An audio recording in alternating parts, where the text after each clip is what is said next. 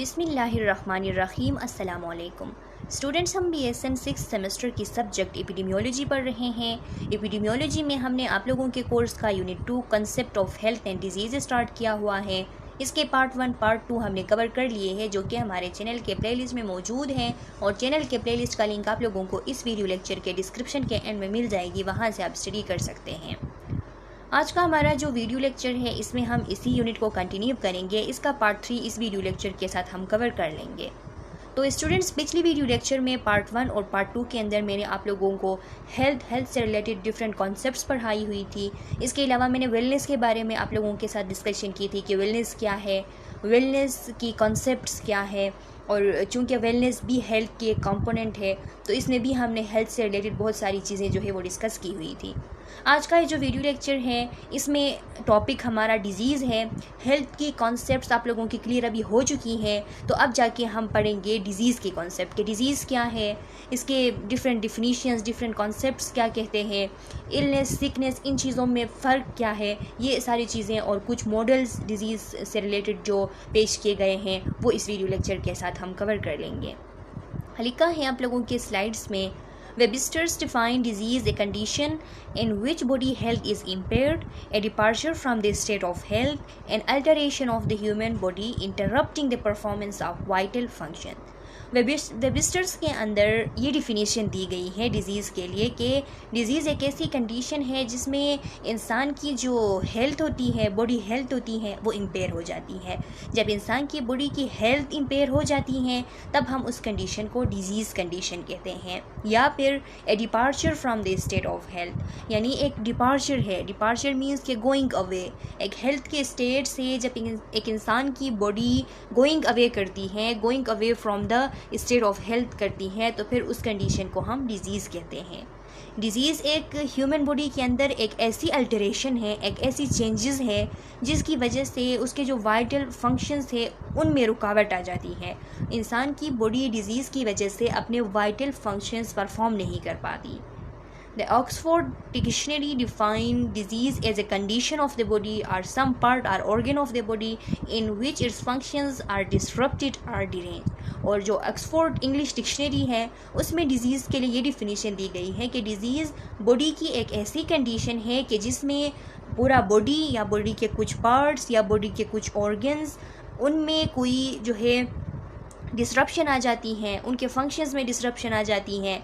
उनके फंक्शन जो है किसी ऑर्गन के, बॉडी के किसी पार्ट के या पूरे बॉडी के फंक्शन डिरेंज हो जाते हैं, बेतरतीब हो जाते हैं, डिसरप्ट हो जाते हैं, यानी उसमें खलल पड़ता है, तो उस टाइम हम कहते हैं कि ये कंडीशन जो है ये डिज़ीज़ की कंडीशन है। Ecological point of view, disease is defined as a maladjustment of the human organism to the environment। और अगर इकोलॉजिकल पॉइंट ऑफ व्यू के हिसाब से हम देखें, इकोलॉजिकल कॉन्सेप्ट के मुताबिक मैंने आप लोगों को पिछली वीडियो लेक्चर्स में बताई थी स्टूडेंट्स पार्ट 1 में, कि इकोलॉजिकल कॉन्सेप्ट हेल्थ के लिए ये डिफिनीशन देती हैं कि जब एक इंसान की बॉडी जो है वो अपने इन्वायरमेंट के साथ एडजस्ट कर पा रही हो, अपने इन्वायरमेंट के साथ एडजस्टमेंट उसकी हो पा रही हो, तो वो कंडीशन हेल्थ की कंडीशन है। तो उसके बिल्कुल अपोजिटली इन्होंने डिज़ीज़ की ये डिफिनीशन दी हुई है कि अगर इंसान या ऑर्गेनिज़म अपने इन्वायरमेंट के साथ एडजस्ट ना कर पाए, उसकी मल एडजस्टमेंट हो अपने इन्वायरमेंट के साथ, तो वो कंडीशन डिज़ीज़ कंडीशन कहलाती है। The simplest definition is that disease is just the opposite of health। ज़ाहिरी सी बात है कि simplest definition इसकी यही है कि ये बिल्कुल health की opposite है, यानी any deviation from normal functioning or state of complete physical or mental well-being। कोई भी deviation आ जाए, कोई भी deviation means changes को कहते हैं, कोई भी changes आ जाए कि जिसमें normal functioning, normal state of complete physical mental well-being जो है उसमें चेंजेस आ जाए, वो एबनॉर्मेलिटी की तरफ चला जाए, तो फिर हम कहेंगे कि ये कंडीशन डिज़ीज़ की कंडीशन है। Distinction between disease, illness and sickness. अब थोड़े से डिफरेंसेस हैं डिज़ीज़, इलनेस और सिकनेस, ये जो टर्मिनोलॉजीज़ हैं इनमें, तो वो क्या है। The term disease literally means without easy.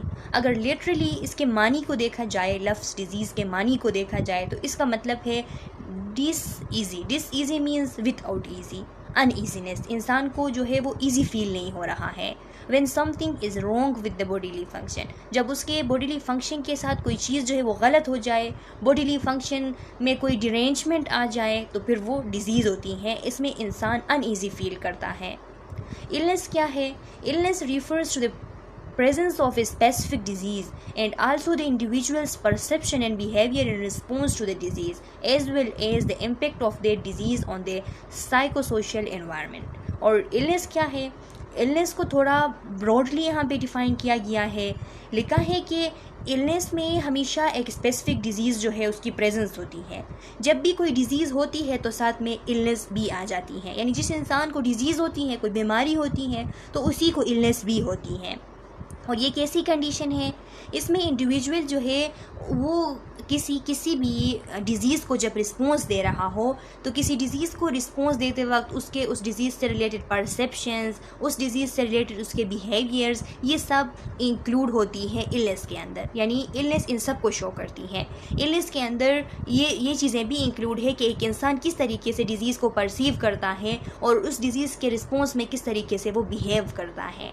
और इसके साथ साथ as well as the impact that disease on the psychosocial environment, और उस डिज़ीज़ की वजह से उसके साइकोसोशल इन्वायरमेंट में, यानी उसकी सोसाइटी के अंदर उसके जो रोल थे उसमें जो है वो क्या इम्पेक्ट आ गया। तो ये भी इलनेस है। ज़ाहिरी सी बात है कि अगर एक डिज़ीज़ इंसान को एक डिज़ीज़ हो जाती है, कोई बीमारी हो जाती है, तो फिर वो इलनेस के कंडीशन में होता है। इलनेस के कंडीशन में इसलिए होता है क्योंकि उसकी सोसाइटी में जो उसकी रोल थी उसमें इंटरप्शन आ जाती हैं, वो अनईजी फील नहीं कर पाता, उसको जो है उसके जितने भी बॉडीली फंक्शंस थे उसमें चेंजेस आ जाती हैं। तो यही कंडीशन के उसकी सोशल रोल जो थी, सोसाइटी के अंदर रोल जो थी, उस पर भी असर हुआ, और उसकी जो परसेप्शन के वो परसीव किस तरीके से करता है उस डिज़ीज़ को, ये कंडीशन जो है ये इलनेस कहलाती है। सिकनेस क्या है? Sickness refers to a state of social dysfunction. Sickness basically social dysfunction को कहा जाता है कि एक इंसान के लिए अगर कहा जा रहा है कि वो सिक पर्सन है, सिक पर्सन मीन्स कि वो सोसाइटी में अब उसके जितने भी सोशल रोल थे वो अब परफॉर्म नहीं कर सकता। तो जब वो सोशल रोल परफॉर्म नहीं कर सकता तो फिर वो सिकनेस कहलाती है। ये तीनों एक दूसरे के लिए इंटरचेंजेबल वर्ड्स है। कभी कभार हम इलनेस के लिए सिकनेस, सिकनेस के लिए इलनेस और डिजीज़ के लिए इलनेस लफ्ज़ यूज़ करते हैं, इसमें कोई गलत नहीं है। लेकिन अगर हम इनको एक एक करके डिफ़ाइन करना चाहें तो इस तरीके से हम इनको डिफ़ाइन कर सकते हैं। डिजीज़ इज़ ए फिजियोलॉजिकल और साइकोलॉजिकल डिसफंक्शन। डिजीज़ क्या है? डिजीज़ अगर सिंपल वर्ड्स में हम इनको डिफ़ाइन करना चाहें इन तीनों को, तो डिज़ीज़ एक साइकोलॉजिकल या फिर फिजियोलॉजिकल डिसफंक्शन है, यानी एक ऐसी कंडीशन के जिसके अंदर या तो हम मेंटली हमारा मेंटेलिटी सही तरीके से काम नहीं कर पाता, या फिर जो है कोई प्रॉब्लम उसके साथ हो जाती है, या फिर हमारी फिजियोलॉजी, हमारे बॉडीली फंक्शंस जो है वो सही तरीके से नहीं हो रहे हैं, उसमें कोई प्रॉब्लम आ गई है। तो ये दोनों हालत जो है फिजियोलॉजिकल डिसफंक्शन या फिर साइकोलॉजिकल डिसफंक्शन, दोनों डिजीज़ कहलाती हैं। Illness is a subjective state of the person who feels aware of not being well. एक इंसान जिसको ये फील हो रहा है कि वो ठीक नहीं है, तो ये जो उस इंसान को ये फील हो रहा है कि वो ठीक नहीं है, तो उसकी जो सब्जेक्टिव ये परसेप्शन है कि वो ठीक नहीं है, तो ये इलनेस कहलाती हैं। और स्टूडेंट्स एक बात यहाँ पे याद रखें कि ज़रूरी नहीं है कि हमेशा इलनेस के साथ कोई डिज़ीज़ भी हो। कभी कभार इंसान को थोड़ा सा कोई साइकोलॉजिकल नॉर्मल लाइफ स्ट्रेस आ जाता है तो फिर वो इलनेस फील करता है, यानी उसको चीज़ें जो है वो ठीक नहीं लगती, सारी उसकी जो फंक्शंस वगैरह है वो बेतरतीब उसको लगती हैं। तो विदाउट डिज़ीज़ भी इंसान इलनेस के कंडीशन में जा सकता है, लेकिन एक्यूट टाइम के लिए, कुछ टाइम के लिए। अगर वो कुछ टाइम से वो ज़्यादा वक्त ले ले तो फिर वो साइकोलॉजिकल डिसफंक्शन की तरफ चला जाएगा, और अगर कुछ वक्त में वो ठीक हो जाए तो रिकवर हो जाए तो फिर वो कंडीशन भी इलनेस कहलाएगी। यहाँ पे मैंने कहा आप लोगों को कि illness refer to the presence of a specific disease, कि इलनेस के साथ कोई स्पेसिफिक डिजीज़ होती है तो हमेशा होती हैं, लेकिन हम ये नहीं कह सकते कि अगर कोई इंसान जो है आज जो है अनईज़ी फील कर रहा है सिर्फ आज के लिए, थोड़ी सी कोई बात हुई थी जो उसको अच्छी नहीं लगी, इस वजह से उसके आज के जितने भी फंक्शंस वगैरह थे वो ख़राब हो गए, डिस्टर्ब हो गए, वो सोया ही पड़ा रहा, उसको थोड़ा सा किसी एरिया पे पेन भी हो रहा था बॉडी के, तो इस तरह जो बेतरतीबी होती है बॉडीली फंक्शंस की, तो इस कंडीशन के लिए भी हम हमेशा लफ्ज़ इलनेस यूज़ करते हैं। तो ये चीज़ें आप लोगों ने याद रखनी है, इसमें कंफ्यूज नहीं होनी है। ये एक दूसरे के लिए इंटरचेंजेबल चीज़ें हैं, इंटरचेंजेबल टर्मिनोलॉजीज़ है। एक के लिए दूसरा, दूसरे के लिए तीसरा यूज़ हो सकता है। Sickness is a state of social dysfunction, for example a role that the individual assumes when ill. और जो सिकनेस है, सिकनेस क्या है, सिकनेस के अंदर, सिकनेस हम बेसिकली उस टाइम कहते हैं जब एक इंसान का सोशल डिसफंक्शन हो जाए, सोसाइटी में उसका जो रोल है वो इंटरप्ट हो जाए। और सिकनेस रोल हम कब यूज़ करते हैं, सिकनेस रोल का लफ्ज़ जब एक इंडिविजुअल जो है वो इल हो जाए, बीमार हो जाए, तो फिर वो सिकनेस के रोल के अंदर चला जाता है। अब उसका सिकनेस रोल होता है कि अब वो सिकनेस के कंडीशन में है, क्योंकि ज़ाहिरी सी बात है डिजीज़ आ गई, उसकी वजह से वो इलनेस में चला गया, इलनेस की वजह से उसकी सोशल डिसफंक्शन हो गई, तो फिर वो अब सिक पर्सन है। Models theories of disease causation. अच्छा स्टूडेंट्स, तो यहाँ पे कुछ मॉडल्स आप कह ले, थ्योरीज़ कह ले, डिजीज़ काजेशन के बारे में दी गई हैं। तो इनको पढ़ने में आप लोगों को बिल्कुल आसानी होगी, क्योंकि ये मैं आप लोगों को कम्युनिटी हेल्थ नर्सिंग 2 के किसी एक यूनिट थी ट्रॉपिकल डिजीज़ के नाम से, I think so tropical disease के नाम से, तो उसमें ये मैंने आप लोगों को पहले पढ़ाई हुई थी। तो ये स्लाइड्स भी वही है, बिल्कुल चेंज कोई वर्ड इसमें नहीं है, तो इसीलिए आप लोगों को ये पढ़ने में आसानी होगी। देखिए लिखा है, human disease result from N interaction of the host agent environment. Human disease कहाँ से पैदा होते हैं, जब होस्ट एजेंट और इन्वायरमेंट की आपस में इंटरेक्शन हो जाती है। होस्ट कौन है, वो ससेप्टेबल बंदा जो कि डिजीज़ के आगे एक्सपोज होता है। एजेंट वो चीज़ जिसकी वजह से डिजीज़ काज होती है। इन्वायरमेंट उनके सराउंडिंग जो कि उनके लिए फेवरेबल बनती हैं, उन कंट्रीब्यूशन करती है कि वो आपस में जो है होस्ट और एजेंट एक दूसरे के करीब आ सके। तो इस तरह जब इनकी इंटरेक्शन हो जाती है तो उसकी वजह से डिजीज़ काज होती हैं। Disease causation is usually described in terms of 4 models. Disease causation के लिए अक्सर इसको डिस्क्राइब करने के लिए 4 मॉडल्स दिए गए हुए हैं। उन्हीं 4 मॉडल्स के थ्रू डिजीज़ काजेशन डिस्क्राइब की जाती हैं। वो 4 मॉडल्स कौन कौन से हैं, जर्म थ्योरी ऑफ डिजीज़ है, epidemiological triad theory of disease है, व्हील ऑफ काजेशन थ्योरी है और वेब ऑफ काजेशन थ्योरी है। जर्म थ्योरी ऑफ डिजीज़ क्या कहती हैं, रॉबर्ट कोच और लॉइस पेस्टर जो थे, उन्होंने जर्म थ्योरी ऑफ डिजीज़ पेश की थी। उनका कहना था कि हर एक इंसान जो है, हर एक इंसान जिसको डिजीज़ होती है तो वो माइक्रोब या फिर जर्म कह ले या फिर माइक्रोब कह ले, उसकी वजह से होती हैं। उन्होंने कहा कि ये जो जर्म और माइक्रोब होती है ये उस डिज़ीज़ के लिए स्पेसिफिक होती हैं, उसको काज करने के लिए उस ह्यूमन के अंदर पाई जाती हैं। और कहा कि जिस ह्यूमन बीइंग को डिजीज़ होगी तो उसके अंदर से ज़रूर मस्टली एक जो जर्म है वो आइसोलेट की जाएगी। देखिए लिखा है, every human disease is caused by a microbe और germ which is specific for the disease and one must be able to isolate the microbe from the disease human being. कि disease हमेशा microbes की वजह से होती हैं। कोई भी स्पेसिफिक माइक्रोब एक स्पेसिफिक डिज़ीज़ काज करता है, और जिस ह्यूमन बीइंग को डिज़ीज़ हो जाए तो उस डिज़ीज़ ह्यूमन बीइंग से माइक्रोब जो है वो मस्टली आइसोलेट किया जा सकता है। इनका ये कहना था जर्म थ्योरी ऑफ डिज़ीज़ का। उसके बाद एपिडेमियोलॉजिकल ट्रायड थ्योरी है। एपिडेमियोलॉजिकल ट्रायड थ्योरी ये एक बहुत ही डेटेड थ्योरी है, डेटेड मॉडल है। डेटेड मॉडल मींस के बहुत ही पुराना एक मॉडल है और ये बेस्ट नोन मॉडल है, और ये जो है ख़ास करके कम्युनिकेबल डिजीज़ के लिए है।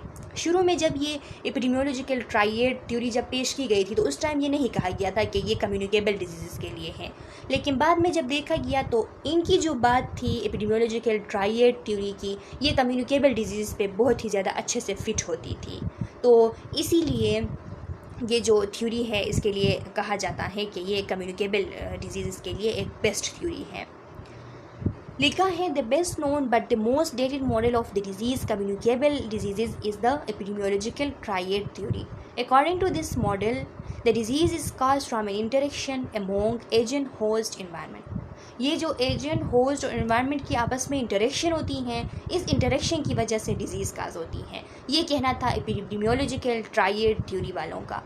देखिए इन्होंने कहा कि होस्ट, पैथोजन और इन्वायरमेंट की जब आपस में इंटरेक्शन हो जाए तो इस इंटरेक्शन की वजह से डिजीज़ काज होती है। किस तरीके से, तो इसमें इन्होंने जो एजेंट लफ्ज़ यूज़ की थी, तो वो किसके लिए यूज़ की थी? Agent means cause of the disease, जो डिज़ीज़ की कॉज है, चाहे वो फिज़िकल एजेंट हो, चाहे वो बायोलॉजिकल एजेंट हो, चाहे वो केमिकल एजेंट हो। होस्ट कौन है? Living things, usually humans or animals which are exposed to and harbour a disease. यानी वो जानदार चीज़ें, वो लिविंग थिंग्स, चाहे वो ह्यूमंस हो या एनिमल्स हो, जो कि डिज़ीज़ के सामने एक्सपोज हो और डिज़ीज़ को वो हार्बर करे, डिज़ीज़ को अपने अंदर वो पाले, तो वो होस्ट कहलाता है। Environment, external factors that cause और अलाउ डिजीज़ ट्रांसमिशन, उनके सराउंडिंग जिसकी वजह से क्या होता है, जो कि अलाउ करती है, जिसकी वजह से डिजीज़ ट्रांसमिट होती हैं, तो वो उनका एनवायरनमेंट कहलाता है। The mere presence of agent, host and environment factors are not sufficient to start the disease in men. एक इंसान के अंदर डिज़ीज़ को स्टार्ट करने के लिए अगर एजेंट, होस्ट और एनवायरनमेंट जस्ट प्रेजेंट हो तो ये काफ़ी नहीं है। सिर्फ इनकी प्रेजेंस जो है वो डिज़ीज़ स्टार्ट नहीं कर सकती। It is the interaction of these factors that is required to initiate the disease process in man. इनकी इंटरेक्शन की ज़रूरत होती है। जब ये आपस में इंटरेक्शन इनकी हो जाती है तो तब जाके डिज़ीज़ प्रोसेस इंसान के अंदर स्टार्ट हो जाती है। जब तक इंटरेक्शन नहीं होगी, इनकी जस्ट प्रेजेंस जो है वो डिज़ीज़ काज नहीं कर सकती। इंटरेक्शन किस तरीके से होती है, यहाँ पे ये जो एग्जाम्पल आप लोगों के सामने दिया गया है, स्टूडेंट्स ये देख लें कि एक ससेप्टेबल होस्ट है। ससेप्टेबल होस्ट मीन्स कि एक कमज़ोर होस्ट है। फ़र्ज़ कर ले कि इसको कोई और डिज़ीज़ भी है, इसीलिए इसकी इम्यूनिटी जो है वो वीक हो गई है, और पैथोजन जो आया है बड़ा स्ट्रॉन्ग पैथोजन है, वायरुलेंट है, इसमें एबिलिटी है कि ये मल्टीप्लाई हो सके, अपने नंबर को बढ़ा सके और इंसान के अंदर डिज़ीज़ काज कर सके, ऐसा वायरुलेंट पैथोजन है। और इसमें फेवरेबल कंडीशन, इसकी टेम्परेचर ऐसी है कि इसमें वेक्टर्स भी ज़्यादा है जो कि इस डिज़ीज़ को ट्रांसमिट करने के लिए जो है काफ़ी पड़ रहे हैं, तो फिर ये डिज़ीज़ जो है इंसानों के अंदर स्टार्ट हो सकती हैं। देखिए यहाँ पे यही बातें जो है वो दोहराई गई हैं कि इन्वायरमेंट अगर फेवरेबल हो, पैथोजन अगर वायरुलेंट हो और होस्ट अगर ससेप्टेबल हो, कमज़ोर हो, तब जाके डिज़ीज़ स्टार्ट हो जाती हैं। यहाँ पे ये एग्ज़ाम्पल देख ले, वही एग्ज़ाम्पल है जो कम्युनिटी हेल्थ नर्सिंग 2 के उस यूनिट में मौजूद थी कि फॉर एग्ज़ाम्पल ये टीथ एंड गम्स जो है ये होस्ट है, ये वो जगह है जहाँ पे बैक्टीरिया अटैक कर रही है। साथ में इनके लिए फेवरेबल कंडीशन क्या है कि खुराक जो ये बंदा खा रहा है उसमें शुगर है। तो खुराक अगर खा रहा है जिसमें शुगर है, तो शुगर जो है वो एक अच्छा सोर्स है, अच्छा इन्वायरमेंट है बैक्टीरिया के लिए। तो इसीलिए इसके दांतों के गम्स के ऊपर शुगर जो है वो रहती है। हाइजीन ठीक नहीं थी, इन्वायरमेंट फेवरेबल हो गया तो उसमें बैक्टीरिया जो है उन्होंने प्लक बनाना स्टार्ट कर दिया, प्लक बन गई, तो फिर क्या हुआ, टूथ डिके और गम डिजीज़ स्टार्ट हुए। तो इन तीनों की जब आपस में इंटरेक्शन हो गई तो फिर ये डिज़ीज़ जो है ये स्टार्ट हो गई। यहाँ पे देख लें कि यहाँ पे क्या है, एक एजेंट जो है वो टीबी, यहाँ पे बैक्टीरिया है, ट्यूबरकुलोसिस का बैक्टीरिया है, तो वो यहाँ पे मौजूद है, एजेंट मौजूद है। और होस्ट जो है वो ससेप्टेबल है क्योंकि होस्ट पुअर न्यूट्रिशन उसकी है, सही न्यूट्रिशन नहीं है, और उसको कोई और कंकरेंट डिज़ीज़ है, साथ में कोई और डिज़ीज़ भी है, इसीलिए उसके इम्यून सिस्टम लो हो गई है, इम्यूनिटी लो हो गई है।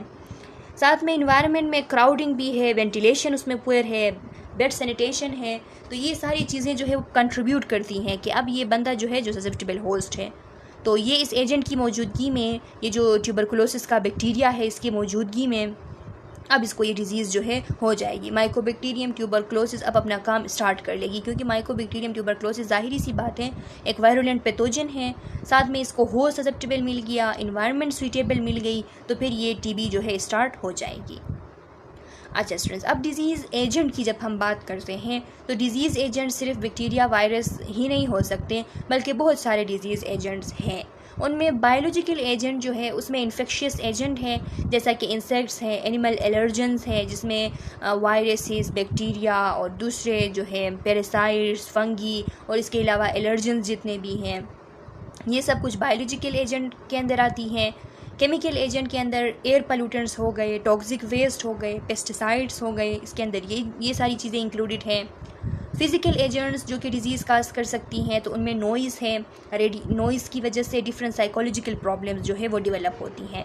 रेडिएशंस हैं, रेडिएशंस की वजह से स्किन कैंसर हो सकती हैं, डिफरेंट काइंड के अदर कैंसर्स भी डेवलप हो सकते हैं। हीट है, हीट अगर ज़्यादा हो गया, बहुत ज़्यादा हो गया तो हीट स्ट्रोक हो सकती है। कोल्ड है, फ्रोस्ट बाइट हो सकती है, डिफरेंट रिस्पायरेटरी प्रॉब्लम्स हो सकते हैं। इलेक्ट्रिसिटी है, इलेक्ट्रिसिटी की वजह से बर्न हो सकती हैं। तो ये सब फिज़िकल एजेंट्स कहलाती हैं। मैकेनिकल एजेंट्स वो सारी चीज़ें जो कि आपके बॉडी पार्ट्स पे बोझ डालते हों, बहुत ज़्यादा बोझ डालते हों, तो वो मैकेनिकल एजेंट्स के अंदर आती हैं। जैसा कि exposure to chronic friction and other mechanical forces may result in crushing, tearing, sprains, dislocation and even death। अगर बहुत ज़्यादा टाइम के लिए क्रॉनिकली फ्रिक्शन और दूसरे मैकेनिकल फोर्सेस का बहुत ज़्यादा जो है वो आपस में इंटरेक्शन हो रहा है, जैसे कि बंदे को देख लें, मजदूरी कर रहा है बेचारा, बार बार ईंटें उठा रहा है, बहुत ज़्यादा वज़न उठा रहा है, तो इसको बार बार जो है लिगामेंट में उसको प्रेशर उस पर पड़ रही है, तो इसकी टीयर भी हो सकती है, ये बढ़ सकती है, इसकी क्रशिंग हो सकती है, यानी एक दूसरे को बॉडी के बोन्स वगैरह जो है वो कुचल के ख़राब कर सकते हैं। इसके अलावा डिसलोकेशन हो सकती है, इसमें डिस्प्लेस हो सकता है कोई जॉइंट वगैरह, स्प्रेन आ सकती है, स्प्रेन मीन्स मोच आ सकती है, इवन डेथ भी काज हो सकती है इन सब की वजह से। सोशल एजेंट्स यानी पुअरिटी की वजह से कितने सारे डिजीज़ होते हैं। पुअरिटी की वजह से सही न्यूट्रिशन नहीं होती, इम्यून सिस्टम कमज़ोर होती हैं, तो होस्ट जो है वो ससेप्टेबल हो जाता है।